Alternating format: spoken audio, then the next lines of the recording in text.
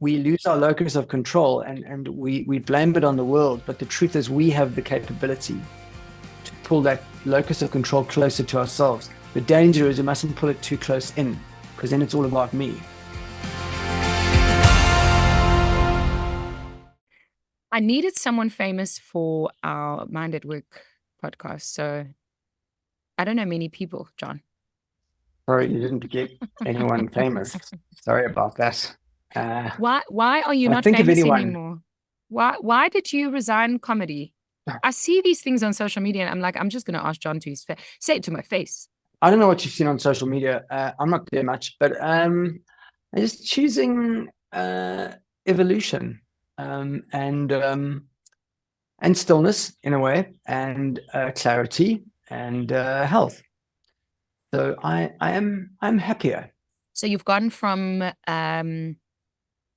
comedy to common sense. I just made that up. I want to say I like what I just made up. Yeah, I don't like the phrase common sense. I like uncommon sense, because I think we are dangerously flirting with misconception and with wrong views as the norm. And that's part of it. You know, part of it is you can come to a show, I can pick the lowest hanging fruit because that's the quickest way to make you laugh. We can all bond over stereotypes. We can reinforce the negative stories that we may not really realize it, but they build the kind of way in which we view the world. And we go home a little bit kind of confirming that the nonsense, the common sense we've been taught to believe is valid, and it's not always valid. So if we don't go there, where do we go? I mean, what do we believe? And what have you then settled in? What is the truth for you? And specifically, what is the truth for you in the workplace? Because how will you earn money by believing in your truth? Well, there are a lot of people who will pay for a voice that is, first of all, more considered. So I don't automatically preach answers. I don't preach a solution. I don't preach 3 steps to this, 8 keys to that, 4 agreements to this, because I suddenly woke up one day in a Woolworths queue and I listened to myself, not just other people, and I couldn't believe the level of crap that we talk. We will gather in mobs and form an intellectual lowest common denominator, and we will cling to narratives that I now understand. Humans, if you look at the work of Yuval Harari, for example, on what's called intersubjective realities, we believe stories into reality. And there's beautiful evidence of this all over the world. We will find things on social media that we will then say things like, I've done my research. You have not done your research. Having a child doesn't make you an expert on parenting. It's a simple biological action that if you do certain things, you can become a parent. That does not qualify you to become an expert on things like psychology, medicine, social science. So I went to learn, and what I've learned is that I'm completely unsure, and that's okay. And that the best I can hope for is to navigate things that are never quite certain. And if I move towards, as an educator, if I move towards certainty, I must be careful, because I'm dropping my obligation to learning by telling people what to think instead of asking them what they think, which is what I think we need to do more of. So when we're in this world of learning, right, and I'm thinking specifically the workplace, I mean, we all want to show up clever, right? But we are showing up so scared. Why are we so terrified? Why are we so, what's this banger? Like, why are we so scared? Yeah, it's a beautiful question. I think we are getting more afraid because what we don't recognize is that we're living in a time where we are constantly sold the idea of false connection. And by that, I mean social networks particularly. When I was born, as a forming child, I was able to meet my immediate family first, quite intensely. Then I was able to meet my extended family as I was introduced to the world. Then I started to form friendships and other social groupings. And the beautiful consequence of that was that, right or wrong, I was able to compare myself by degrees to the world. Now people are instantly compared not only with the whole world immediately, but there is this pandemic of lying online about what I look like, how much I earn, how happy I am, how wholesome I am, what a wonderful human being I am. And so what happens is now it's this impossible comparison that people are born into, where your insecure self, which is your most private self, is being compared to the external projections of other insecure people. And that deep impossibility of comparison creates incredible anxiety, because you will never match You'll up. never meet up to their expectation or to what they present themselves as. No, but what we don't take responsibility for is every time I alter an image of myself artificially, I am contributing to that impossible average being recalculated by an algorithm. But why not do it, John? Because everyone is doing it. Well, that's my mum might have said to me, well, then why don't you jump in the fire? Because your friends are jumping in the fire. Like we're losing our compass, our personal compass. We are struggling to, and I just want to say on that, so if you develop an external locus of control psychologically, so the outside world controls how you act and feel, that's a problem. The other problem, which we don't really talk about, is if you develop an overly internalized locus of control. So in other words, if only I had a say, that's also a problem, because I lose connection to the world. So what I'm learning in life, and possibly my leaving comedy has got to do with this, is I didn't know this at the time, but finding a middle ground, which is probably why I've gravitated to Buddhism in the second half of my life, is because Buddhism teaches a beautiful idea called the middle way. And somewhere between me and the world, there's this middle place, which is probably better. And so fast judgment, criticism, blame, most retaliatory adversarial ways of analyzing the world become less useful to me. And then I found education, because if I'm going to be in the Woolworths queue and I have a voice and democracy says it's got to be given a space, I would like to put some substance in that voice, because not only does education teach me what research really means, which very few people actually do.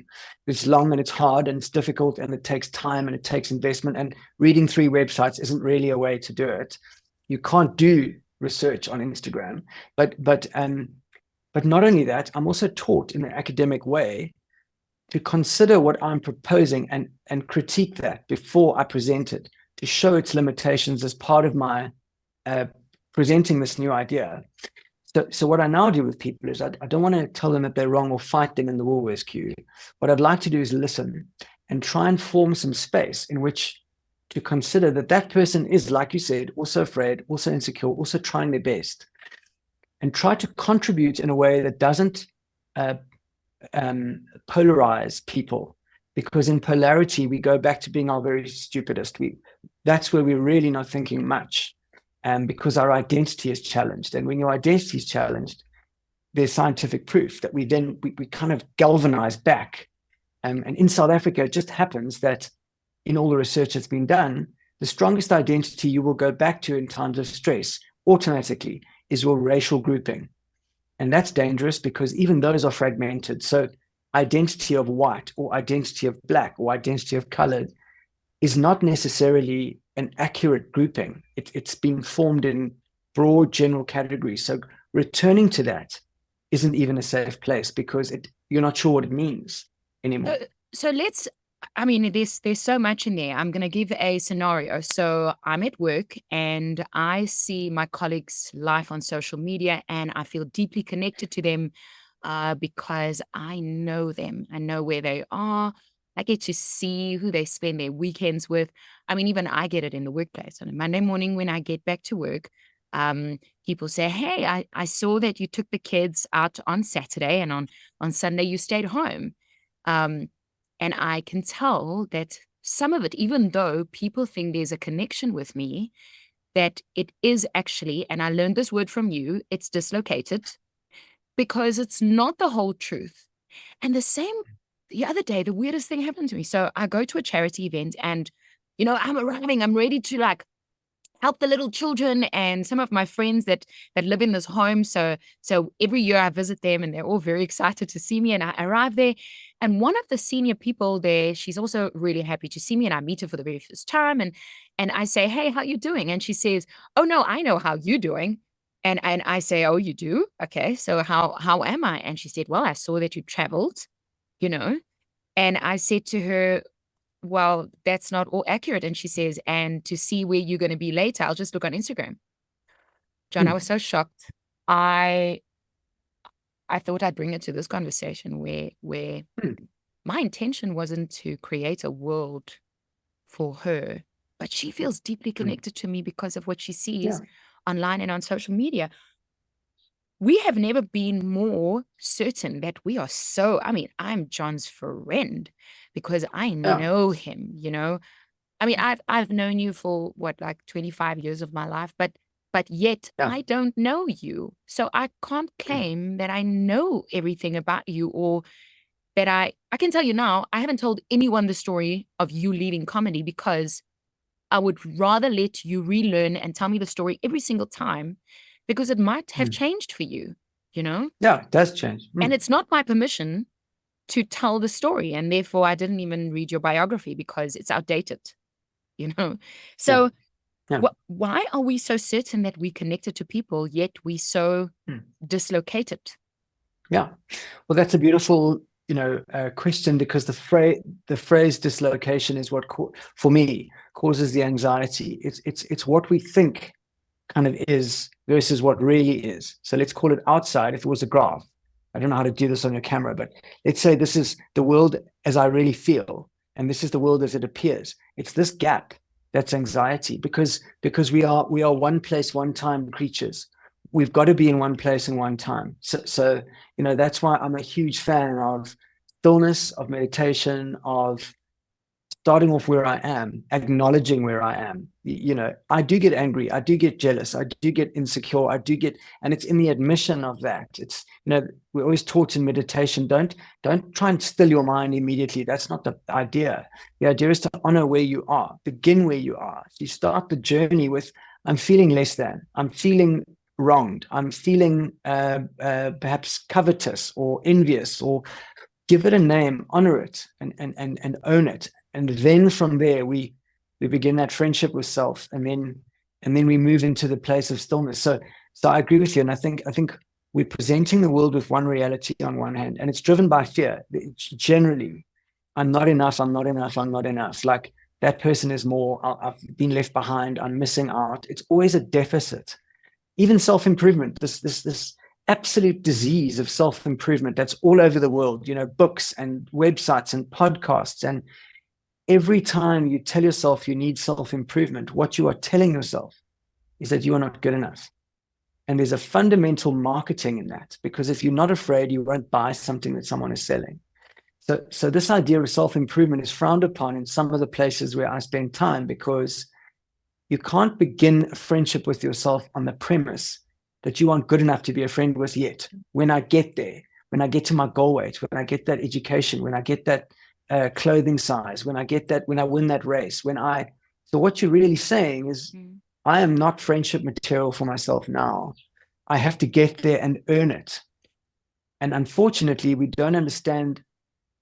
If I feel that as a 51-year-old man, I don't understand how that is for an 8-year-old girl, a 5-year-old boy, because as you were saying it, I was thinking that, John, I was thinking of our children, and I'm going to ask you shortly about you and your daughter. The other day, and I'm staying with the workplace. The other day, I saw something interesting. More and more of my colleagues or acquaintances, they're posting videos of themselves becoming fit, and it's almost like they're becoming happier. And I'm like, but weren't you happy when you were not fit? Like we all desiring to become more fit, and do and you just said it, like the self-improvement idea of, I will not be happy in my family, in my marriage, in my relationship, no matter what I have, unless I am a certain size or fit into my pant, or have more Botox, you know, or look at my before and look at my after. Ooh, my after is much more satisfying, you know, like Yeah. I don't want to teach that to anyone in the workplace, and I definitely don't want to teach it to my daughters, you know. But Yeah. is there something that keeps us insecure? Like why? Wait, before you answer that, another nugget that I thought of, you get me very excited about your education. um, I had a chat with one of my consultants, and we talked about that notion of not being enough. And more Mm. recently in the workplace, I lost a job. I lost one of my projects, and water under the bridge. And in it, we were talking about how, as humans, we can be enough for, let's say, for God or your creator, or I could be enough for you, and John could be for me. You know, we're enough for each Mm. other. But there are certain, maybe I can't be enough for people here at Jacaranda FM where I'm recording, and that's okay. And I Mm. can't be enough for the last brand that I worked for because they didn't like me. But there's not just one enough.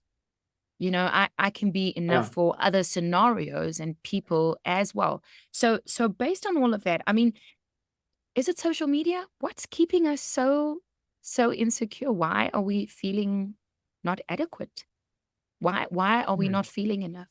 Well, I think so. First of all, it's that constant comparison. I think algorithms are designed to keep us insecure, keep showing us things, so we'll keep either watching a screen or buying something, consuming. There's lots and lots of research to show that algorithms have been found guilty of even feeding children who express some kind of connection to food-related eating disorders, feeding them content to keep them sick. There's writing on how the free market wants people constantly to be wanting stuff. And the way to do that is to sell either fear or insecurity. So there's that. There are more of us on the planet. There are trends that change. There are ways that the media portrays people that change. So there are lots and lots of things. But what I mostly find is what I'm going to call escapism. You know, we've taught escapism as this kind of noble, wonderful idea. We go to the movies to escape. We go here to escape. But the truth is, we've kind of wrapped that into something a bit more insidious, which is this need to escape all the time. The best thing I can be is here now. That is the absolute pinnacle of achievement for my child, for my partner, for myself. It doesn't matter. You know, I have to be here now. You spoke about those things when I get there, so what happens is I'm so busy trying to get to the future where I don't belong because I'm not built for that. It's not possible. That I am ignoring the things right in front of me. And that's when you wake up 10 years later and go, what have I achieved? Or because the truth is time is enough if I'm in it. Time is more than enough if I'm here now, you know? So it's like, well, do I need a Stanley cup or am I able to appreciate a sunbeam? You know, like on the John, carpet. I have a Stanley Cup. Okay. Yeah, me too. I'm not perfect. I'm not perfect. Um, but you see, we lose our locus of control and we blame it on the world. But the truth is, we have the capability to pull that locus of control closer to ourselves. The danger is you mustn't pull it too close in, because then it's all about me. So it's partially about the world. And you know, I heard this beautiful phrase about successful practice that can make you a friend of yourself and the world at the same time. Now, if you can, for me, that's my only mission now, is to be a friend of myself and the world. Like, I love that phrase, and I think it's worth aiming for. About being present. By being present, I like the notion of being the time now is important. You know, more recently I started doing an exercise where and I'm sorry to share, but I'm just enjoying this so much. I'm doing this exercise where I'm just sitting with my kids, you know, or I'm just sitting with myself. And I'm in no state of meditation. I didn't give myself time and now I will do 10 minutes of meditate. Like, there is no expectancy. I am just quiet with myself, like I am with you drinking my tea, you know. And it's fascinating what you find when you're sitting next to even your kids and when you're quiet. They actually just appreciate you being there and being quiet. You don't have to ask them about the day. It doesn't have to be time. And now it's time for timetables. It doesn't have to be this big announcement and I'm by no means a Buddhist or anywhere near that. So I want to ask you based on that. I mean, what has stillness taught you? If we are at work and it's busy and we are able to do some breathing next to our kids or by ourselves, even if it's 5 minutes, what has stillness come to teach you, John? Yeah. So first of all, I'm by no means an accomplished Buddhist practitioner. I am very new to this. I'm just loving, I'm really loving finding a belief system that works for me. And I'm in the early stages of understanding what that means. What it has brought me actually is capacity to appreciate other people's belief systems, which I really love, because I also realize that it doesn't matter what you do. If it works for you, that is wonderful. If it helps you to be a friend of the world, I don't mind how you get there, but I love anything which gives people a framework on which to, some anchors, basically. So that's good. What it's brought me is, most of all, and in a word, I suppose, space. Because just as you were talking, I was thinking, like I used to get home sometimes very angry from work, like tired. And it was almost my job to let my family know how tired I was. And just nothing gave me that right, like that's my choices in life that got me to that end of the day. And it's almost like this need to pay it forward, and there's no need. So space. What it does for me is if I can become still, I can observe those things. So tiredness, irritation, a sense of injustice. That's often one that comes up is, I do all this and then, what do I get back? And then the guy in the traffic, he didn't, Yeah. So what it does is it builds me space to understand that the other person in the traffic has had pretty much the same day. He's trying to get home too, and a lot of people in the traffic have had a much tougher day than me, actually. And so I don't have to add to the mess. I can actually take something out of the mess by like giving somebody a smile, or just going when they cut me off in traffic and they look up and it's the start of a conflict, just give them a smile and go, you know what, like, it's cool, man. We're all trying to get home. So suddenly there's this better energy, and nothing's changed. He still cut me off, and there's a rule, and it says you can't cut people off. And like but I just made a decision, and it's from understanding the value of stillness in the world. And the fact that if I can let that person go, I might get home in a better state for my loved ones or the people I care about, because something good came out of something potentially bad. And it's the ability to observe and not react. So I think Viktor Frankl said it beautifully in that book, Man's Search for Meaning. If I can learn to put space between the stimulus and the reaction, it doesn't have to be a reaction. It can be a response, something considered. And then someone else said something beautiful the other day, which was, it's in that gap, it's in that pause, that reflection, that's kind of God's spot. It's the higher consciousness that lives in that gap. It doesn't need to react right now. And I think I read a Buddhist thing that said, we share a lot of things in common with animals. Like we have to hunt, and we have to protect, and we have to find, we have to kind of look after our basic needs, but we're capable of so much more.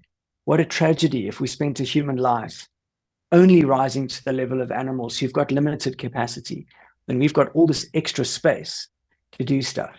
So for me, taking the time to find stillness, and I don't always get it right, but when I do, it just gives me some space in which to make better choices and get perspective. I'm not the result of social media. No one is. That's the truth. Taking time off social media, which sounds like an impossibility for some people, is this wonderful holiday from false approval, which helps me. I don't go on nearly as much as I used to. I take that break every December, and I must tell you, I don't miss it at all. I spend a month with my kids, and I don't know what's happening in current affairs, because my current situation is my husband and my mom and my dad and my mother-in-law and my father-in-law. I love them dearly, and my children. So look, I'm 44 and you're 51. And in our working careers and in our lives, there were many things that developed John Vlismas. There's many things that made me Elana. And both of us have worked really hard to be ourselves, not celebrities, to be ourselves. Like John, the anonymous John, has also worked really hard to become who he is. And sometimes he might not be happy about who he is. And Sari, who's listening to this podcast, has also worked really hard on who she wants to become. And things have happened. Yeah. Like I realized recently that your dad died. I'm sorry, long life. You know, and Thanks. And like in my life, the one thing that started my business again was also a death. You know, I fled Cape Town. You know when you still find water in the kettle 6 months later, like it was that kind of situation, you know, that drove me out of my house back to Joburg with my kids, and I just left with my husband and the kids, and we started again. We didn't start over. We continued the journey. We started again in Joburg, and we thank God live in both cities. But if there are younger people listening to this podcast, you know, that hasn't gone through all the things, trauma, realizations, study, knowledge, at the moment, they have social media, and they have their books, and they have their colleagues, and we have our church, and we have the homes, and we have our work colleagues around us. You know, what kind of questions do we ask ourselves when there is that anxiety and the battle for presence to reclaim stillness in a world of distraction? How do we keep asking questions to get to our earthly heaven while we are still here? Yeah, I mean, I think a question I always ask people is, if you did nothing today, what are you worth? And you know, if you do nothing, what are you worth? Get to that answer, because the truth is, true value doesn't shift on an hourly or daily basis. It cannot. It's impossible, you know, and it's all perception, which is back to Yuval Harari's work, which is so important, because as apes, we generally will tell each other stories, and that will turn sentiment. And sentiment actually changes very important things like financial value. It changes political outcomes. It changes all kinds of massive decisions for humanity. So that's a very good question. Is if one of my my therapist actually says, don't just do something, sit there. And that's a beautiful mantra. Don't just do something, sit there, because often action is an attempt to control. And whether it's control perception of myself, or it's to control the outcome for other people, or, you know, it's a very interesting thing. Often action is taught. You've got to take action. Now you do. But, you know, I always say, if your back office isn't in good shape, your front office action is not going to be good either. So, for example, let's take you and I, right? So my back office was not in good shape. I can only speak for myself. So my output ended up in a bit of a train smash for me. I think from watching what you've done with Elana, is you've used what you have to create useful content, useful dialogue, useful information. It's a different thing. And we can talk about celebrity or not celebrity. I mean, that doesn't matter. And there's nothing wrong with wanting to be well known. There's nothing wrong with that whatsoever. You know, the Buddhists say, you don't have to change a thing about your lifestyle to become a Buddhist at all. You can be successful, you can be wealthy. The only thing you have to change is the object of your cherishing. It must go from being yourself to all others. And that's a wonderful way to put it, because some people have abundance and they create something positive. Other people get abundance and create negativity. And the same goes with having nothing. You can have a deficit. You can make something good out of that, or you can make something terrible. So you know, it's almost the same thing. So for me, it's just being conscious. It's asking myself, am I awake in the moment? Am I here right now?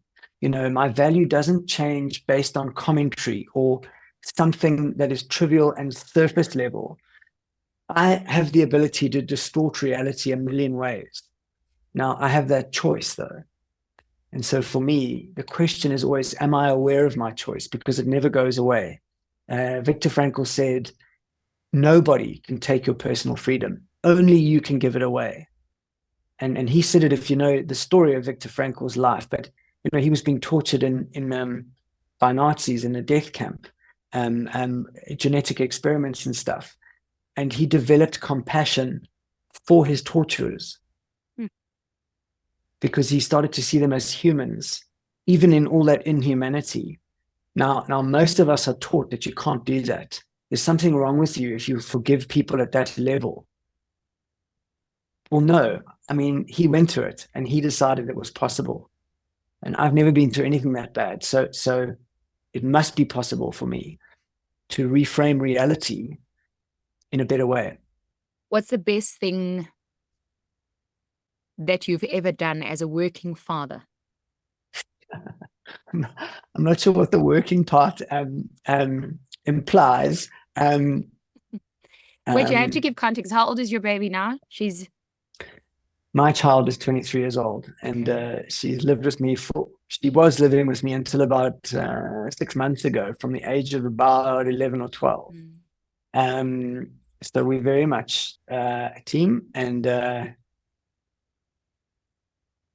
two things I did, which I'm really happy about. So when my kid was small, when her name is Uma, when Uma was small, I was used to call her Princess, and so one day she said, "Dad, why do you call me Princess? Because you don't live in a castle."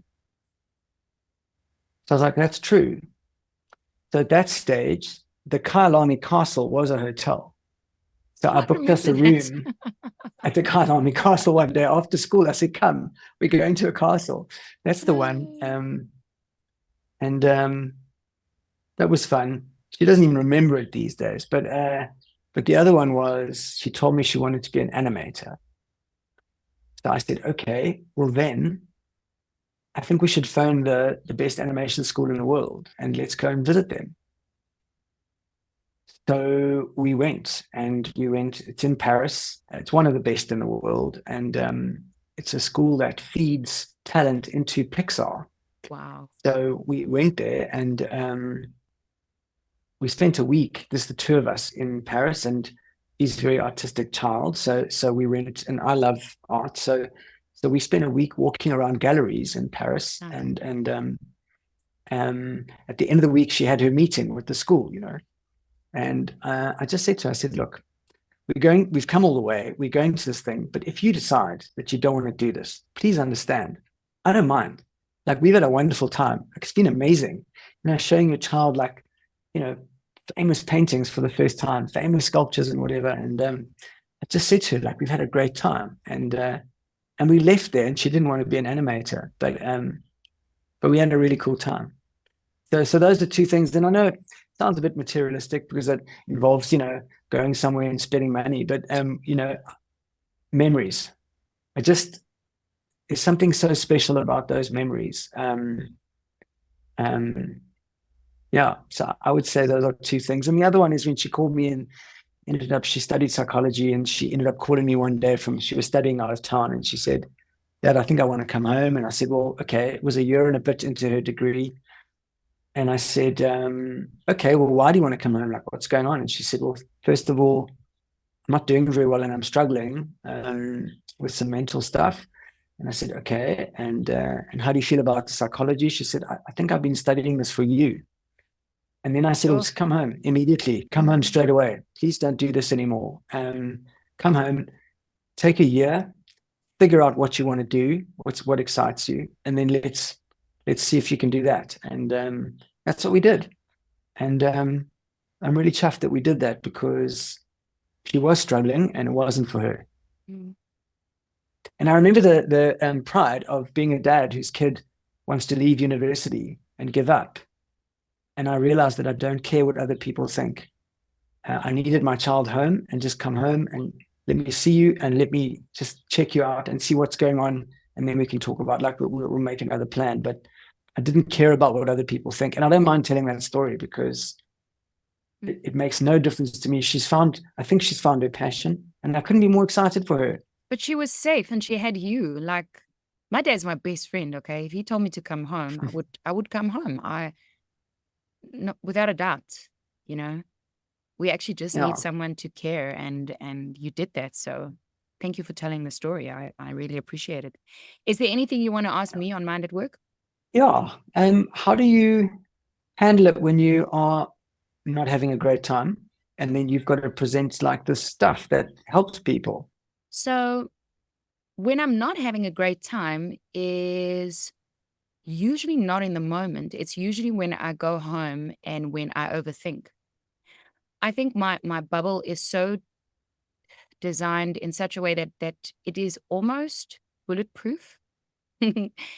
I live in a world that I enjoy and that I like, and I don't mind bad behavior from people because I empathize with them. I said the silliest thing the other day to one of my colleagues. I said to him, I even love the racist. And he said, why? And I said, because the racist is predictable. You know, it's easier to understand than the person that has behavior that I don't know what's coming next. And I am an overthinker. I'll go home and I'll think about the day. And I'll sometimes wonder if I asked the right questions. Did I present myself in the right way? Did I say hi loud enough? Did I smile enough to make that person feel that they belong? But I think learning over the years have made my environment fairly bulletproof. And I only really let people in if I know that they're going to help me. So thanks for asking me a question. It's a good answer. I never thought about that, you know. It's design as well. You've designed it around you, which is quite a good way to be, you know. So you have, I'm hoping that what I got, and I hope I got it right, but it's almost like the way which you've designed this thing perhaps is a little more supportive of you as well. Would that make sense? It does make sense, because you know what, John, how we show up at work or anywhere, you know, especially if you're a giver. My love language is to see people's reaction when I give you something, whether it's a gift or a smile or a hug or advice. But the minute people didn't ask for it, right? You are letting people into your environment, and you give them an opportunity to comment or be part of something and to be part of you. And because I have so many jobs, okay, so when most people have a 9 to 5 and you have a certain persona, I have many jobs in a day, and I have different bosses, and I have different people that I report to or that I hang out with. And I have decided that depending on where I show up, this is how much I can let them in, because that is my way of protecting myself, so that I am able to go home and be that good mom for my kids, or go home happy, or sit in the car and not break down. I think I used to. I don't remember the last time I broke down in car. But it's because there's many opinions and commentaries that I just don't take seriously. But it's a huge superpower to be. Thank you. So if you self-reflect, for me, if I self-reflect and I'm honest about my own flaws, and they're many, like I'm not in any way trying to preach that I'm not got this way. I don't. I fail all the time, and it's really important. But it's how I've learned to fail that's really key, is to sit with, wow, that wasn't very brave, or wow, that wasn't very ideal, or that wasn't like because what we were talking about earlier, it's in sitting with my, let's call it my spiritual cellulite. If I sit with that, and I understand that comes with a package, because it's you know, I do a lot of work in body image sometimes, and you know, love handles are part of me that is lovable. It's like, that's part of the package. There's a gentleness to me that's not aiming for this, like, you know, like angular, you know, lean, absolutely no margin for error. Yeah. That's a very uncaring version of me. It's not able to contain. Whereas when I'm a little softer, I'm a little bit more at home with myself. I maybe have more capacity to reflect. And it's like what you just said, you're aware of things maybe more. So those breakdowns happen less because it's not necessary to get to that point of extremity. We don't work so hard, so we don't have to break down so hard. Sometimes you can work and then rest when you can, because you express that you need a rest. You express that you're not doing okay. And the exhaustion of pretending is not so intense. So for me, it's like this. That's why it's interesting to say, people say, like, why the change? There's no change. It's just an unfolding. It's an unfolding. Yeah. And it's leaning into gentleness. It's leaning into honesty, and vulnerability is not a hardcore place. It's a gentle place. It's not, I don't see this thing of like spiritual warrior, because now we're talking about aggression again.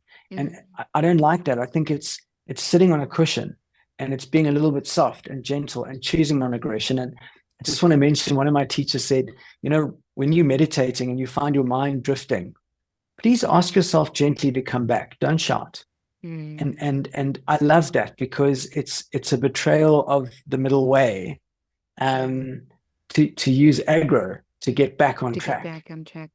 Yeah. And so there's this, we don't appreciate gentleness. We don't appreciate non-aggression. We don't appreciate, everything's a war, every sports brand, like you watch people at war with themselves trying to win a race. Yeah, and fast, all they're going to win is one do. photograph. You spend your life sacrificing life to get to that one photograph, that snapshot of you winning.